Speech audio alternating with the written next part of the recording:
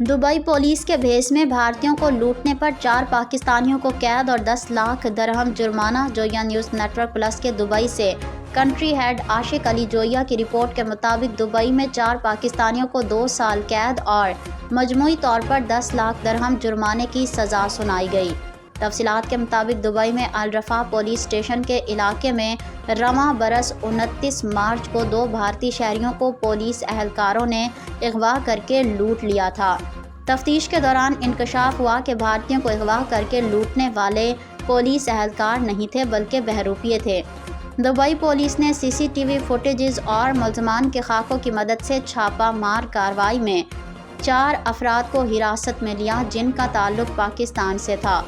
मुल्ज़मान ने इतराफ़ जुर्म में बताया कि इन भारतीयों के पास भारी रकम होने से मुतालिक उन्हें उनके गैंग में शामिल ड्राइवर ने बताया था कि मुल्ज़मान ने मज़ीद बताया कि सियाहकार हैं। हमने भारतीयों का पीछा किया और अल मनखोल के करीब रोका जहां 2 मुजरिमों ने खुद को पुलिस एहलकार जाहिर करके तलाशी ली। मुल्ज़मान के बकौल हम इन दोनों भारतीयों को अलग-अलग गाड़ियों में ले गए और उन्हें तशद्दुद का निशाना बनाने के बाद पैसे छीनकर छोड़ दिया। 5 मुल्ज़मान में से एक मास्टरमाइंड था, एक ड्राइवर था और 2 ने पुलिस एहलकार का भेस बदला, जबकि आखिरी मुल्ज़िम ने किसी भी कार्रवाई में मुलविस होने से इनकार किया।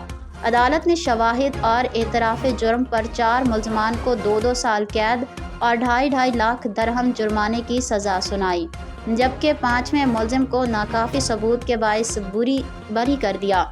सज़ा मुकम्मल होने के बाद चारों मुल्ज़मान को मुल्क बदर कर दिया जाएगा।